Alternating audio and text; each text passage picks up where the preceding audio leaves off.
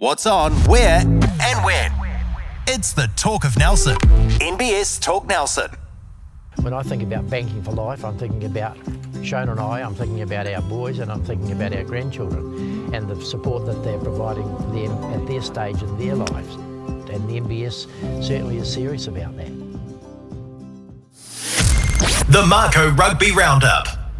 Welcome to another episode of the Mako Rugby Roundup, your home of everything rugby in the top of the south, and we're coming to you from the Turf Hotel thanks to Stan and the team.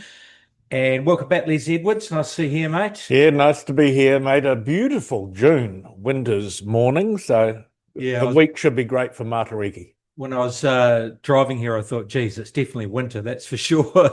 But nice to see the sunshine. Our very special guest is Jimmy van der Colk from the Wanderers Sports Club. You're the general manager. Welcome, Jimmy. That's right. Thanks for having me. Nice to have you here. Now, let's get straight into it, Jimmy. Hey, basically, what we hear through the grapevine is that you weren't a rugby man, you're in fact a cricket man. So you've come into a background in cricket well, I guess, traditionally we know Wanderers as a rugby club, but in actual fact, it's a sports club. So can you tell us a little bit about the makeup of the Wanderers Sports Club? Yeah, sure. So, it did start as a rugby club in the 50s, and it adopted cricket in the 80s. But it's also had a bunch of other sports. Tennis has come and gone, rugby league's come and gone, netball's come and gone quite recently. So it's been a bit of a multi-sports club for years and years, but predominantly built around rugby. It's also currently a squash, and it's got a squash court and a gym as well. Wow. That kind of model, I know that Stoke sort of ran under the banner of a sports club. I don't know whether they still do. Marist do. Right. Yeah, because we've got netball and softball, boxing. So, yeah, there are sports clubs here as well. But in the main, I too think of Wanderers as a rugby club because they've been a great rival for a number of years, but also a very good cricket club. But that model of having combined facilities, presumably for all the teams involved, it's a better model, and presumably for funding as well, because you're applying to reach a wider community. Is that right? Yeah, that's right. I think Wanderers is a wee bit different. I know that many have gone down this model for the funding sort of pathway, but Wanderers started this in the sort of 70s with a squash court, and it was basically built around what the community needs. So it's a real genuine attempt to try and cater to what a small rural area like Brightwater needs, and they've sort of gone beyond just being a rugby club into trying to offer these different bits and pieces. And today, like the gym, for example, is the most recent example, and that's got 100 elderly people taking part in a senior mobility class every week. Over 4 different sessions, and that's an obvious community need. Yeah, fantastic. And it's interesting you say some codes have come and gone, because that reflects the need and the age group of the catchment that you're catering to. Yeah, that's right. Like recently, netball's all been centralised to Saxon Stadium, so naturally it just dwindles away from the rural areas, whereas it used to be played all around everywhere. That's gone now, and that's reflected in what the club's offering. So tell us a little bit about your cricket background. Where do you originally hail from?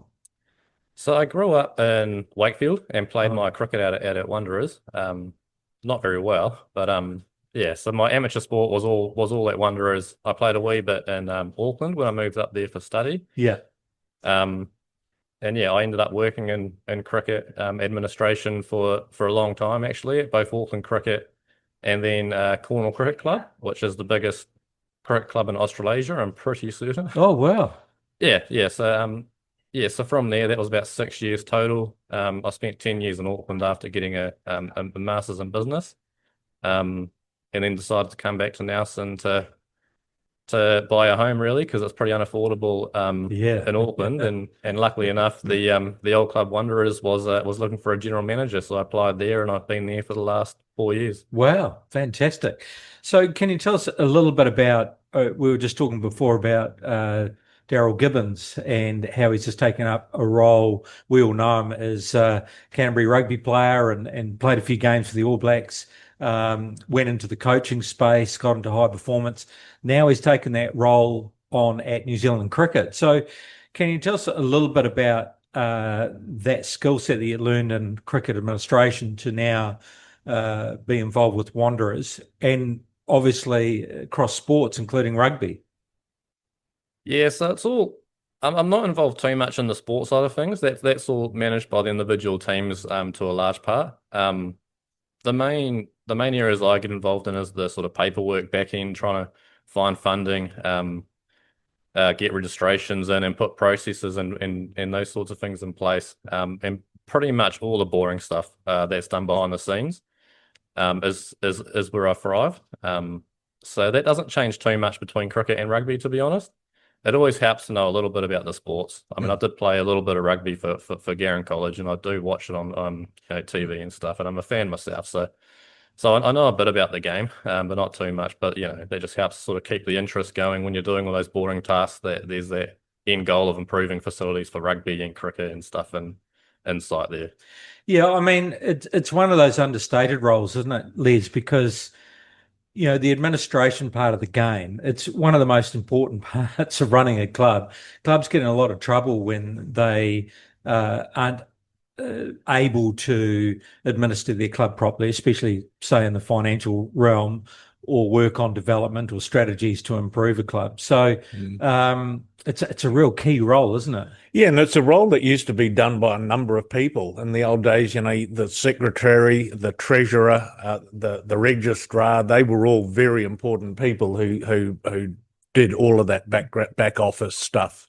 Over time, with the number of volunteers and the time people have, it's more consolidated into one person. So yeah, but the what Jimmy's saying, he calls it the boring stuff, and it may be, but man, it's so important to keep a club alive. So when you got there, Jimmy, what did you find, and immediately what were some of the challenges that you had to take on head first? Yeah. So when I arrived, it was in a pretty big financial hole, to be honest. It was. We don't actually know for certain because the financial reporting wasn't done too well, but it was about a $50,000 hole. So to come into that from Auckland, just sort of going, oh, I might not have a job here in a few months. How can I save my job? Yeah, that's right. But the board and many people around me had done a lot of fantastic work before I got there. And then it was just around building relationships and with funders and sponsors and getting the community involved to work our way out of that. But yeah, our chair, Kyle Paki, does a fantastic job in driving a bit of change with the club and managing our board to get those positive changes in place. So when you're in that role, and you say you don't get too involved in the sports side of things, but how do you balance that need that you see to grow the club and what it needs, and then obviously there's wants and needs from the sports clubs, so you must talk that through somewhere along the line with the board members or the coaches, or so in terms of supporting the sports at the club? Yeah, I guess, because you'll see financially what you need to deliver and what facilities you need to deliver. And you might have a little bit of an idea of the structure of what teams you should have and those kinds of things. But of course, you're going to have the people that are playing the sports and are involved in the daily sports with their wants and needs. So how does that get balanced? Yeah, okay. So I'm not completely removed from the sports. I am, like we need to get the coaches appointed, the managers appointed right through junior and senior. We work with them to find out what they need from us. So, just from a general Saturday, do they want after match food and all those sorts of things, Thursday night teas and working through all of that, and as well as the funding requirements for equipment and all those sorts of things. So it's definitely a two-way relationship. We talk to each other, and I'll make sure they're supported. But as well, most of the work, I just don't want to take credit for the work that all of our coaches and managers and stuff do on a week-to-week basis, because there is still an enormous amount of volunteer hours put into every single sports team from under 6 right through to Division 2 at our club. Because the other balance when you're stuck in the middle there, I guess a little bit, is you've got the senior wants and needs, and then you've got the junior wants and needs as well. And sometimes there can be a little bit of a clash between the two, depending on facilities or development or money. So that's a bit of a balancing act as well. Yeah, it always is, and I think that's true for every club. Not everyone can have everything, and to some degree, the senior team does deserve a little bit of extra attention. But the junior players that are playing now, they'll get that when they carry on through to senior footy as well, working their way up the grades. But even then, there's still a balancing act. Like, where do the teams train? Damage to the ground and all those sorts of things are always quite contentious. And development for the club, has that been a bit of a focus over the last few years that you've been involved there, trying to grow that grassroots? Yes, yeah, definitely. So the way I think that's all down to systems and process, make it as easy as possible for these juniors to register, and these schools to communicate with their juniors. And the way we communicate with them, there's been some big shifts in the club with that, and we've noticed a lot more engagement and increased junior numbers, which is against the trend a wee bit, which is really pleasing to see. Well, there's somewhere along the line, someone had a bit of an eye and said, well, I know he's a cricket man, but perhaps we should get him involved in the wider administration of rugby. So tell us a little bit about that. Yeah, so, Jimmy has been the club delegate for Wanderers on the Nelson Bays Council of Delegates for those 4 years, and, a really refreshing addition to the group around the table. All the clubs are represented. So Jimmy came on board as that, but now you couple that role with that as chair of the council, so added responsibility for the young man. But balancing, if you like, the interests of your club and the interests of the whole game. How do you manage that? Yes, I mean, I was thrown into the chair role a wee bit with I think I was the only one put forward, to be honest. So it's not. It's not the most. They all saw you coming. Yeah, recognise talent when you see it, right? But it is an important role, and it's one that I don't take lightly. It's quite easy for me to balance the needs of the club and then the wider community, because really, as chair, my main role is just driving and running the meetings. I try not to put my voice across too strongly. It really is the voice of all of the clubs. And it's incredibly important to maintain that, obviously, that one club doesn't have their way or too much power across the whole scene. So it's a great group. Everyone comes with their own thoughts and opinions, and no one's afraid to voice those. So it really is a good balance. And if things do need to be voted on, they get voted on, and everyone gets one vote per club. So I can't. The way it works is I can't, have too much say.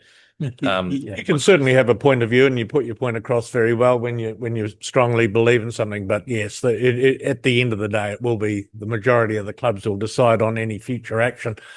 Jimmy, one of the roles that you had as chair recently was representing our Nelson Bays clubs in the mediation process with Tasman Rugby, with Nelson Bays, and with Nelson College around age grade rugby. So has that process gone well, and have you had any further discussions around the future of age grade rugby under that model?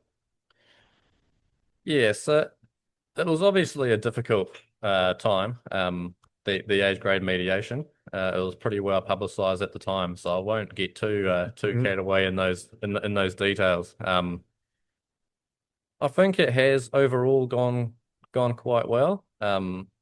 It's a compromise. Both parties aren't completely happy. So from what I hear, that's a successful compromise. So it's a split window for those who aren't aware. I suppose I should explain the background a wee bit. So at the moment, the clubs have rugby in term 2, and then that goes to the schools in term 3. So both the clubs and the schools have a clear window where they have where they can run teams without competing for the same players. For most clubs, I think it's a success because they can still run teams. They hold the connection with those kids.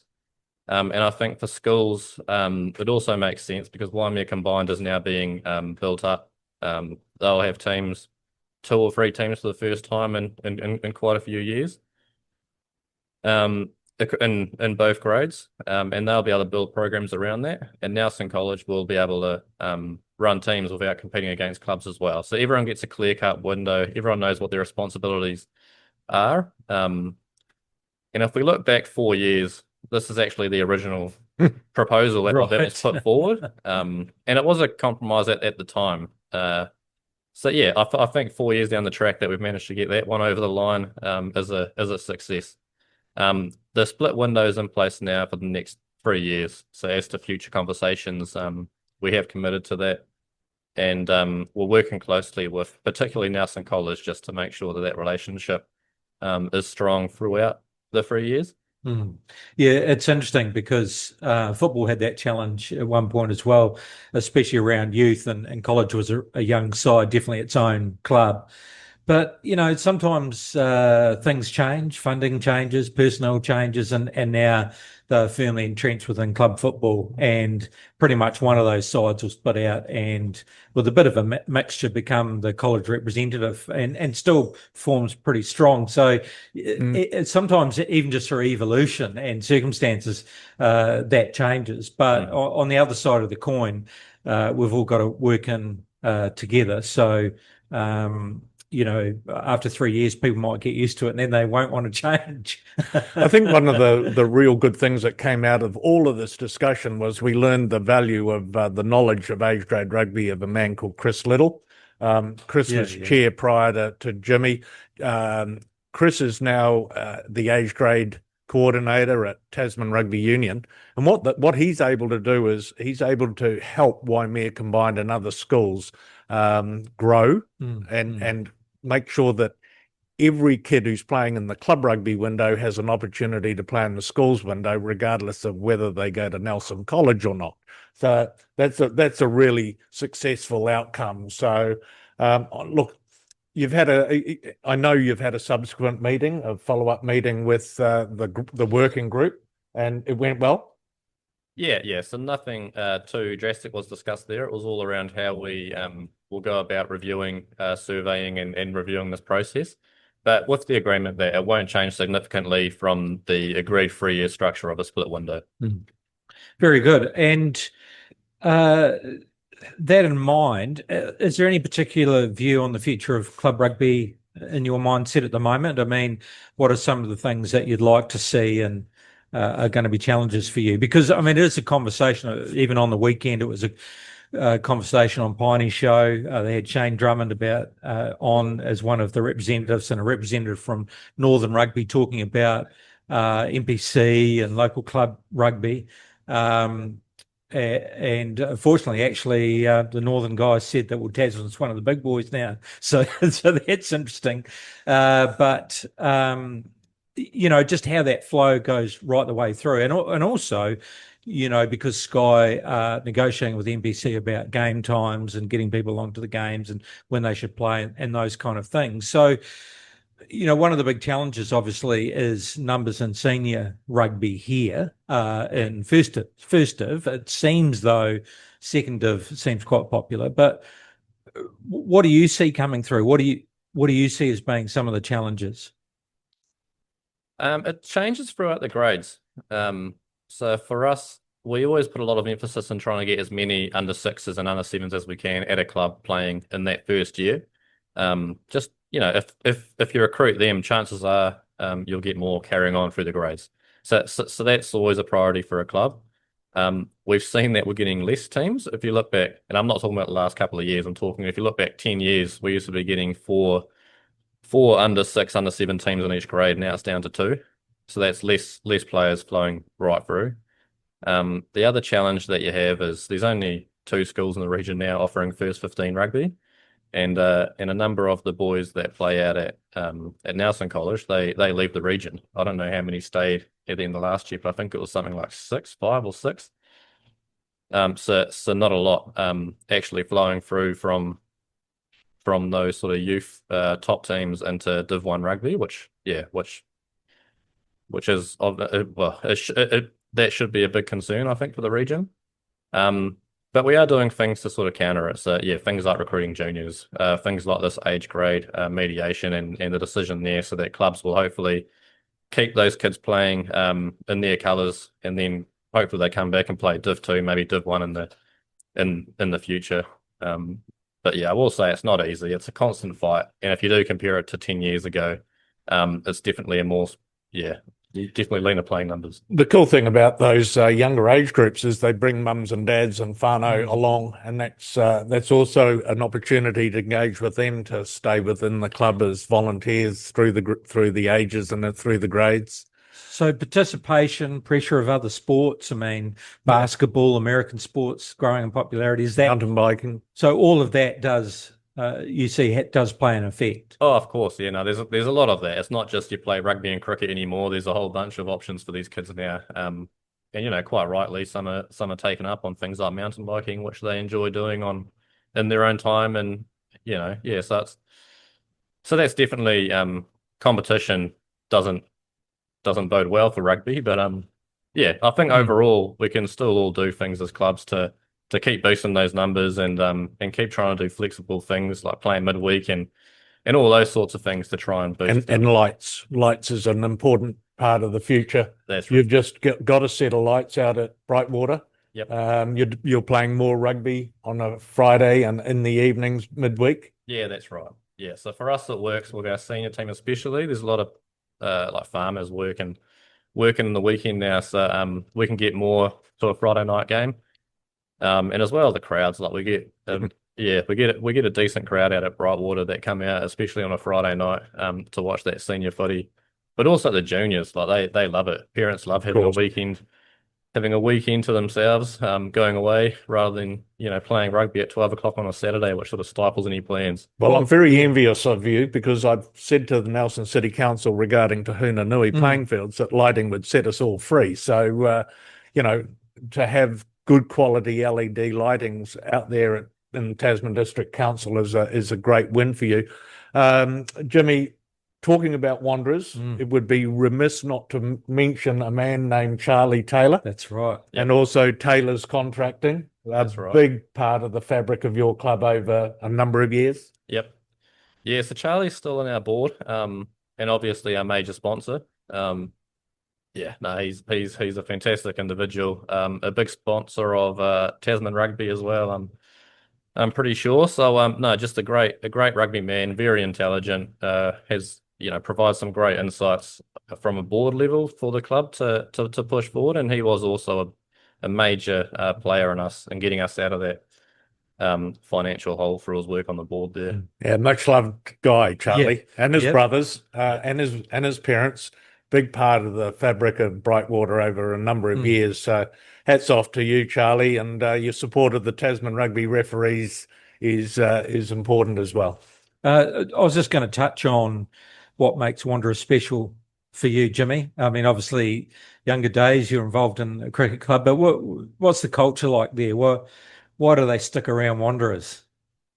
Yeah, it's always the people, isn't it? And we just have some fantastic people around Wanderers that have been there, for years and years. We still have people that started the club back in 1952 turning up on a Saturday to support the boys. And that sort of connection is quite special, especially in a small area like Brightwater. We've got generations of like grandchildren playing and the grandparents coming and watching who used to play for Wanderers. So I think that sort of thing really helps. And as well, just the people that are around the club on a daily basis. Like we've got Diane Drogamella still hanging around after 40 years, and she's quite a special person to the club, and people love coming in and chatting to her.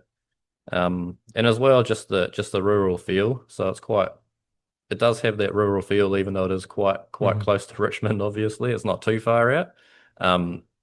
But that does build a bit of community support in those smaller communities. You get all the businesses behind you, and it really is just a central point of Brightwater. Could you see a women's side at some point? Is that doable, do you think? Yeah, no, we are really hoping to get a women's side back. It's a point of frustration for us because we've got quite a lot of girls playing in under 6, under 7, and even playing right through to under 14 last year. We had, I think, 3 girls on that side. But because we haven't got that senior side or the under 18s to flow onto, they all get sucked up into the Waimea old boys structure out here, which you can understand because it's more of a central club and access to greater numbers. But we are really hoping to build on our girls' numbers and run those teams in the future, definitely. Great. Okay, a couple of quick fire questions. Cricket or rugby? Which has the better clubroom chat? Oh, it's different for both, but I'd have to say cricket. Is that right? Yeah. Jeez. One thing people would be surprised to learn about running a community sports club. Oh, I think just the amount of hours that you're actually there. Yes, right. Yeah, so without the family support, I don't think many would do it. And I'm lucky I've got Tasha, my partner at home, that supports me to do it. Right. Okay. So you've got a backup person. That's good. Someone who's understanding. Yeah. No, that's right. That's right. Best moment so far for Wanderers on and off the field. Oh, I think well, I work in financial year, so the 2024 financial year when the Cricketers won the championship for 1 day and 1 day and 2 day, not 2020, and the Div 2 won the 2024 championship. Oh wow! Yeah, what a season! Yeah, no, right. Yeah, no, that was quite a season. And that helped over the counter with the Mars bars and pies and. Oh yeah, of course. Yeah. It all flows on. A winning team gets more support. Hey, thanks very much, Jimmy. That's great insight into not only running the sports club, but and obviously Wanderers, but also your role on the delegation, and got some good people involved there with the work that's going on at the moment. Absolutely, yeah, absolutely. Every club has a terrific delegate on board, and a lot of good thinking, not only about current matters but future matters going on. So Jimmy chairs the Council of Delegates very well. All right, Jimmy, you're going to stick around because we're going to talk some local club rugby, and let's get into it with the Stuff Tasman Trophy women. It was the Billy Guyton Challenge Shield, and it was played at Cook's Reserve. Geez, a close one. Kahurangi not having it all their own way, 22-20 over the Waimea team. Yeah, but they'll be happy to retain that shield. Yes. That we're now going into playoffs. Yes. A bit earlier than expected with the withdrawal of Motory Club. Right. So they'll hold that for the summer and be very proud of that, and have gone now straight into the upcoming final. Well, yes. So let's talk about that because Kahurangi goes straight through. They have performed pretty well, and then we've got a monster match, which is on Friday at 3:00 at Jubilee Park. Waimea women taking on Marist. Yeah, so it's semi-final rugby, and It Waimea have won the 2 round robin games, so they will go in full of confidence. But Marist women, 3 times back, 3 times 3-peat champions, will be using this as an opportunity, looking to tip Waimea over. So yeah, I agree. This is a great game. It will actually be played at 1:15. They've adjusted the time a bit, so looking forward to seeing how Marist women go. But Waimea will go into this as warm favourites. As we turn our attention to our feature match, and last week we highlighted Nelson Div 2, so this division, Jimmy, it was for the Coal Post Trophy. It was played on Saturday, and I picked this because I thought it would be an absolute boomer. It'd be quite close, be a big clash, not really understanding too much about what's happening in Div 2. Marist 95. Is that right, Les? Have I got that right? Yeah, it is right. Nelson 0. Yeah, so look, Nelson tried very, very hard, and they were competitive at stages. They had a really nice start to the second half, but that scoreline, I was pleased that it didn't get to a hundy actually, and so the Marist boys are really pleased to keep the Kyle Post Trophy. But trust me, they had a nice post match get together with the Nelson Club in the Nelson Club rooms afterwards. But to my way of thinking, and I'm going to ask you, Jimmy. There was another game, Yes. top of the table clash We between must your mention- side and Waimea Old Boys. So you Yep. would have seen that. Yes, yeah, no, I was there. That was our first senior game under our new lights. And yeah, what a way to kick off, really. The boys were chuffed to hold Waimea to nothing. So, Yep. no, massive game. So what was the final score there? 13-0. Oh, right. Wow. Tight match. Yeah, so 0-0 half time, and then we just snuck in a couple of tries, and then it rained, and it all got pretty hard from there. So. Right. Yeah. So if you look at the table now, Stoke and Wanderers on the same number of points, 26 points. Then you've got Marist on 25, and then you've got Waimea Old Boys coming up in 4 spots. So really competitive Div 2 competition currently. So what's this weekend's feature, Jimmy? They've got a weekend off this week, but next week they play Huia, and I believe it's the curtain raiser, or potentially played at the same time, but on the B field with the women's final out there. Oh, wow. Oh, cool. Oh, so that'd be great atmosphere out there. Could be. You've let us know. That's good. Kahurangi at where? So it'd be At the women's final? At your B field. Is that? No. Oh. Out in Huia, Sports Park. Oh, right. I believe that's where it's being played. Is that? Nice. Yeah. It's an away game for you. That's right. Okay, cool. good stuff. And this week we're featuring Motor World Marlborough Senior A, and I picked this one because it's a top of the table clash. Renwick taking on Waitohi. That's 2:15 at Renwick Domain. So Clash of the Titans, that one. Can't pick it, sorry.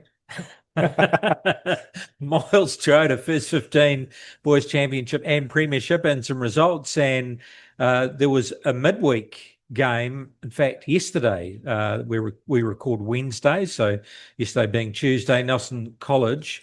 Now this is a result. Yeah, but talk about that because that was an early game Tuesday because quad's coming up. Yes, right. So I'll get to that. It's listed here. So sorry, the previous result was Nelson College took on Rangiora High School, and that was on the main field. That was 60-14.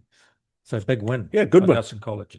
I'm delighted to get back on the winning ways. And then Marlborough travelled away to St Thomas's, and they still have their winning ways, 31-24 over St Thomas's. So they'll be pretty wrapped with that. And then another big win for our locals, Waimea combined, 51 over Cashmere combined, 12. So Waimea travelling pretty well in the championship, aren't they? They are. All our teams are in the top 4 in their respective competitions. So some of your younger Wanderers, they'll be feeding that Waimea combined side. Is that right? Is that how it works? That's right. I understand we've got 7 from our under-16 team playing in there. Jeez. Oh, they've had a pretty good season, haven't they? They've been travelling pretty well. Yeah, and better than expected, I think, across the board, because they had a lot of younger players. It's not usual for 7 under-16 boys from Wanderers to be playing in there. Yeah. So it's definitely a young side, and they're smaller than a lot of teams, but they're getting the results in all right. So yeah, they are. Yeah, indeed. And then because of quad, there was a game. Nelson College travelled down to Shirley Boys High and convincingly won that 52-12. So hitting their straps, aren't they? Yeah, they're back on the winning ways. Now, so upcoming fixtures in the championship. A Sports Park Motueka, Waimea combined. First 15 take on St Bede's College. Second 15, that's 12 o'clock. So don't know how St Bede's are travelling, but they're a top side. Right. This is going to be a tough challenge. Yeah, this is a good challenge for Waimea combined. So yeah, I would say that you got it at Sports Park Mock. That's excellent for the lads. They've had a number of games there supporting that wider catchment that they have. So yeah, I'll put my money on Waimea combined to tip over St Bede's. How about that? So that's Saturday, June 21st. Then in the Premier fixture, St Bede's are up again, this time at home, taking on Marlborough Boys College. So that might be quite a big clash. That is a huge clash. So, yeah, and it's away. So Marlborough Boys will have to be on their very best form to get a win there. And then Nelson College had to play that earlier fixture against Shirley because they do have the famous quadrangular tournament coming up, and it kicks off on Tuesday. 24th Nelson College, first of all, taking on Wanganui, and then Christ College taking on Wellington College. These are big games, aren't they? They are, and it's a wonderful tournament. So much history for all the four schools, that participate. And I know Nelson College just absolutely love this tournament. So, they've got the 11:30 a.m. game. I would think that they're going to be able to beat Wanganui. Christ College against Wellington College. Don't know enough there to make a prediction, but Christ College. Let's make it an all Southland final, a South Island final.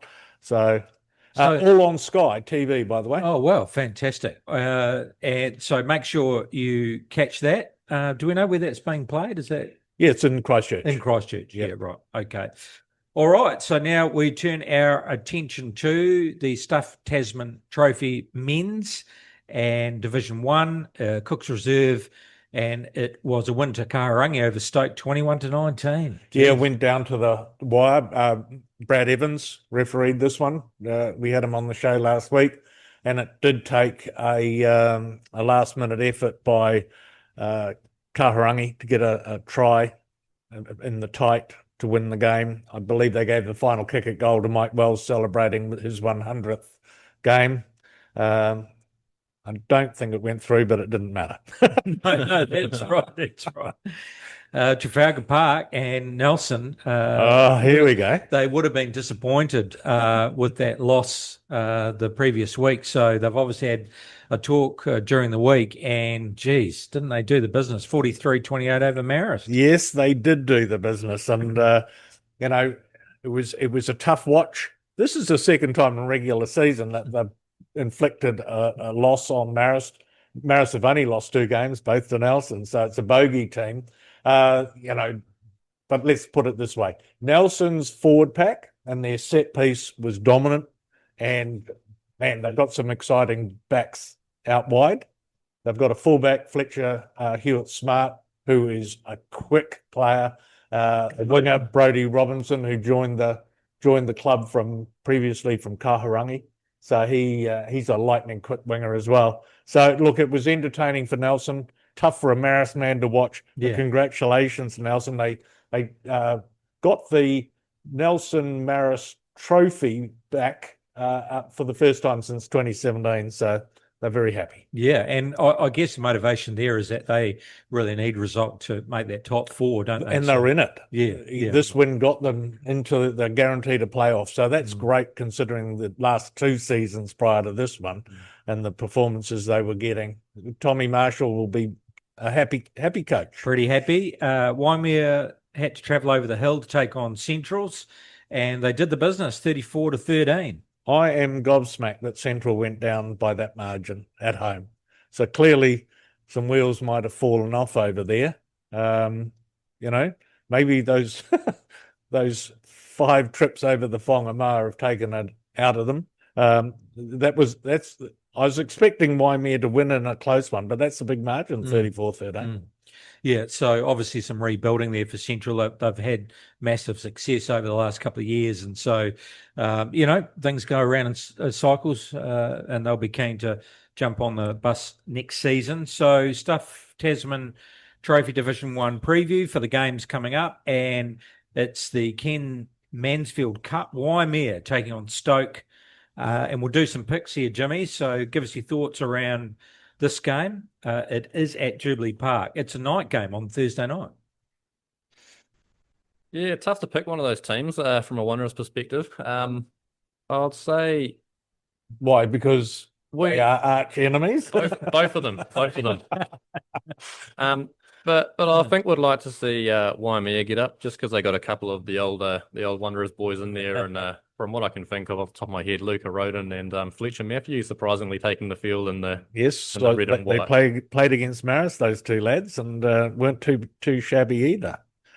All right, so you're picking Waimea there. Trafalgar Park, it's the John Goodman Trophy, and it's Marist taking Kahurangi. Another big challenge for Marist here, Les. Yes, this is a must-win for Kahurangi, actually, to make the 4. So, yeah, Marist will have to regroup after their loss against Nelson, and keeping the John Goodman over summer would be big motivation for Marist as well. So, look, these two clubs have everything to play for. It's on Trafalgar Park on Friday at an early time of 12 noon. So that's so that the lads can play early, have an aftermatch, and then have the long weekend. So I think it's a great game. And I don't want to pick it. But No, Jimmy, what do you think? Oh, You can't pick it. look, I think surely Marist is the favourite going into this game here, Liz. thanks. Yeah. If I'll we pick get, Marist. thank you, Jimmy. If we get back to our proper ways, we could be in the money, but Kahurangi improving as the season goes on. And then Nelson travel over the hill to take on Central. So that's going to be interesting, isn't it? Because Central will be hurting a little bit. So, does that give them the kick in the pants they need? Is there any opportunity for them to make that top four? And Nelson will just, absolutely want to make sure that they've cemented their place. Yeah, I think the opportunity rests with Kahurangi winning and Central winning. So Central could jump into the top four. But currently, Nelson are in the top three. So yeah, a lot to play for Central at home. And it'll be interesting to see how Nelson take their form over the Whangamara on the bus and play at Lansdowne Park. So who are we picking? Mate, I'm going to go with Nelson just on form. Seriously, Central, they earlier in the season they would have been hot favourites at Lansdowne Park, but I like the look of Nelson on the bus. Yeah, look, I'd have to agree. I think, as Lee said, based on form, you'd think Nelson will take this one. Geez, how's that? What a comeback. What a comeback. We're looking at the table so far. Waimea at the top, followed by Marist and then Nelson, and then Kahurangi currently sitting in fourth on 22, but Central on 18, and Stoke pretty much out of it now, aren't they? So, it'll be close. Super Rugby semi-finals, and on Friday, both good games, weren't they? We've been lucky with our finals for Super Rugby, but the Crusaders, they do it again at home, 21-14. It was hard to pick this one because the Blues were just starting to come into some sort of form. I think people probably thought that it would be the Crusaders, but the Blues absolutely hammered them towards the end, didn't they? And they could have drawn the game. And what a defensive effort by the Crusaders. Yeah. Did you watch this one, Jimmy? Yeah. Yes. So what was your take on the game?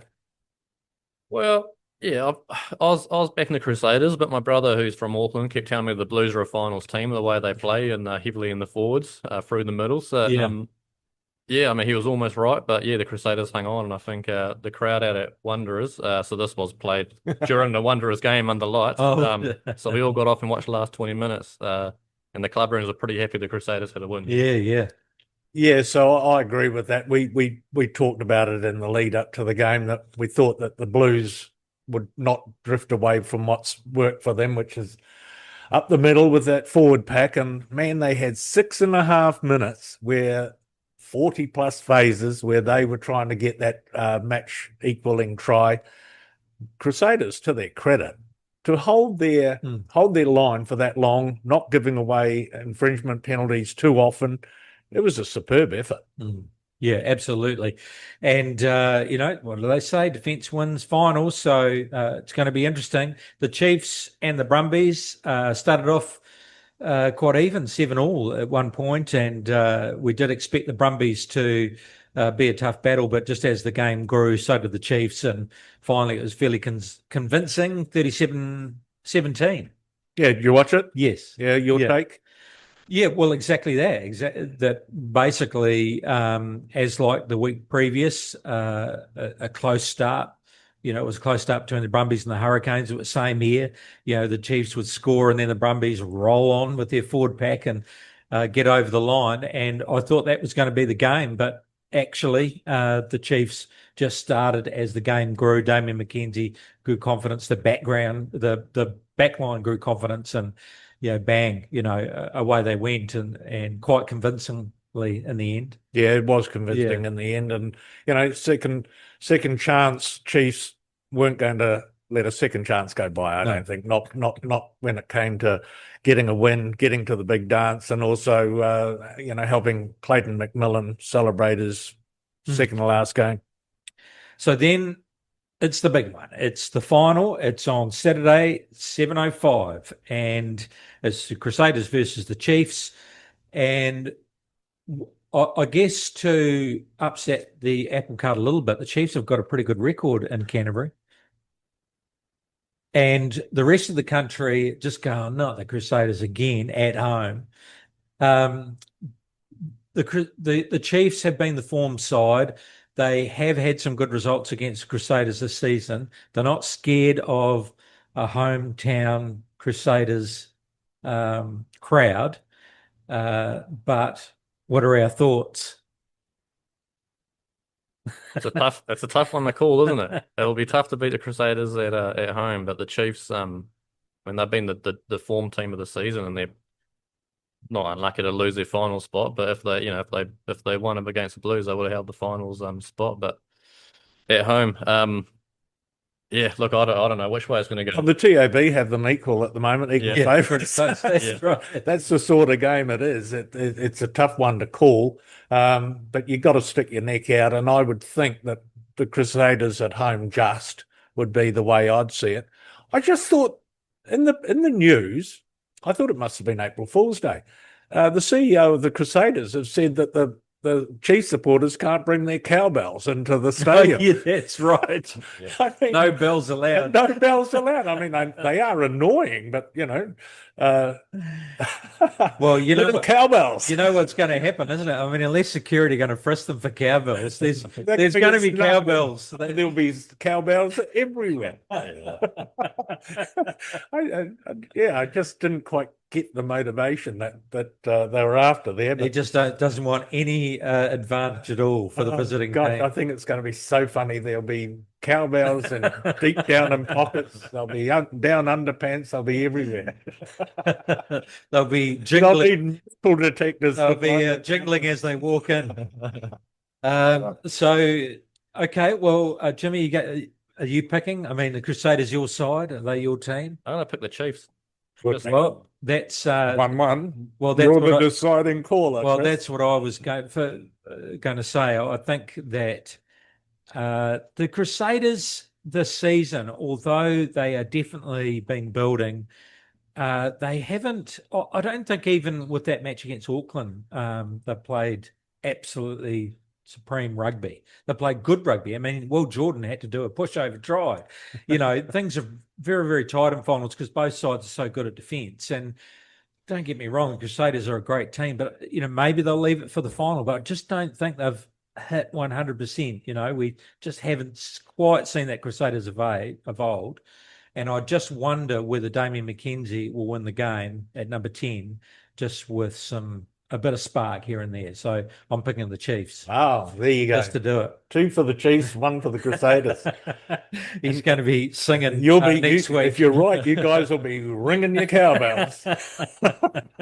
I'll have to have one in the lounge, which is going to be interesting in our lounge because my partner's definitely a Crusaders person. So I'll have to definitely go and buy a cowbell. In the headlines, Adi Sevilla to skip Super Rugby 2026, which is interesting because I thought with a couple of signings that the Moana Pacifica were going to make, boy, what a side with Artie in it, but he won't be there. Yeah, shame, mate. Yeah. I think it's a shame. Yeah. But then again, if it's going to keep him fresh and motivated to play the back end of 2026 for the All Blacks and then the World Cup in 2027, I can see why they probably allowed him to do it. So, yeah, it probably is going to upset the momentum, though, of the Moana Pacifica team. Yeah, I think so. Ian Foster puts out his autobiography, and he does speak quite candidly about the broken relationship with NZR and those difficult times. And, in fact, I didn't hear full interviews, but I heard a couple of quips about the fact that, the leadership team, really backed him up. Absolutely, they went into bat for him. Yeah, Sam Whitelock and Sam Kane and Watt, really implored Mark Robinson as CEO to back down on the move to get rid of him. But this was Yeah, Ian Foster was 1 point away from being a World Cup winning coach, and that would have been quite a remarkable state of affairs with him having already been replaced. Yeah, it would have been. I'm looking. I will read this book because I am interested in understanding, because he was a polarizing coach, wasn't he? So many people actually thought he was useless and were quite prepared to say that on social media.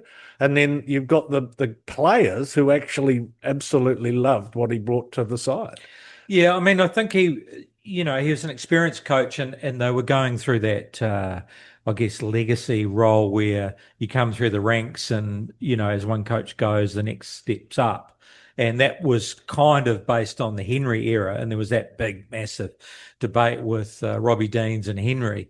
And of course, Razor was in the background. And that doesn't necessarily make Razor a great international coach. I mean, last year he would have found out that it's pretty difficult. Did he have a massively better record than Fozzie? No, not necessarily. No. But people wanted change. And also I think they saw with the results that he had with Waikato and the Chiefs, he didn't really win anything. And so they thought maybe he was mediocre. Obviously, he's not. Obviously, he's a good coach. And he proved that by making the finals of the Rugby World Cup and almost winning it against a very tough South African side with the team that he had. So interesting read. Obviously, I was a Razor fan. I wanted Razor to come in, but probably it worked out for the best because it gave Razor the opportunity to have more time in the game and to think about it more and perhaps take the reins over when he was well and truly ready. Yeah. This is the big year for Scott Robinson. Yeah. Owen Farrell returns to Saracens. And that means he edges back into the England duty, which means he's available for the Lions. So what's going on there? Well, Yeah, that's going on. So obviously, if they need a first five, then Dad knows who to call. So it must be not 100% confident with the ranks in that number 10 that they've got at the moment. Oh, I don't know if this was always on the cards for Farrell to go back to England, but it certainly worked out well should there be an injury amongst the three first fives that the Lions have on tour. Well, they take on Argentina in a friendly in Dublin. Yep. So this is a very good opportunity to see what that Lions side looks like. Yeah, it's 7 a.m. Saturday morning too, so it'll be on the tally. Yeah, I do look forward to watching the Lions tours. Have always captivated me. 1966, my first memory. That was Michael Campbell Lamberton's team, and then 71 with the Welsh Wizards in the back line.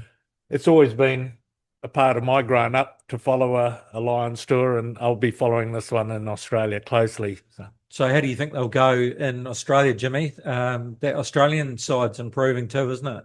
Well, that's right. And it makes it hard to pick, doesn't it? You never know how the British and Irish Lions will go, but hopefully it's just a close tour that's good to watch and follow. I was something like 21, 22, and I'd only just moved to Sydney. And the Lions won the deciding game, third test. So we watched it on the telly, we went into town, and the whole of Sydney was just going off. And that was my introduction into Sydney nightlife. So, so that was a good night out, that's for sure. And then finally, Leinster dominate the Bulls, and Geordie Barrett does a Bowden Barrett, kicks it through and scores a try.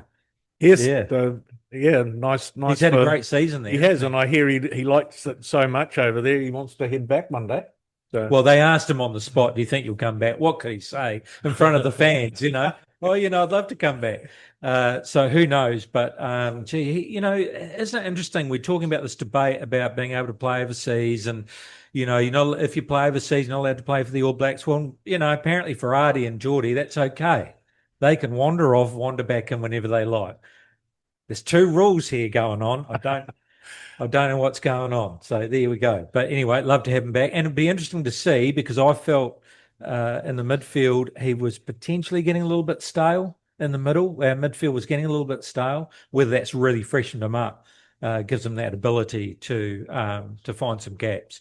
All right. Thank you very much. Thank you very much, Jimmy. Great to have you in. Good luck for the rest of the season.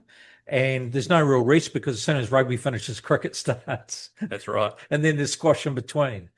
No, that's right. No, glad to be here. Thanks for having me on. No worries, mate, and good luck with the council delegates for the rest of the season and with all the work you're doing. I'm sure it's very well appreciated. Final thoughts, Les? Just it's the start of the Lions tour. Yeah, that's right.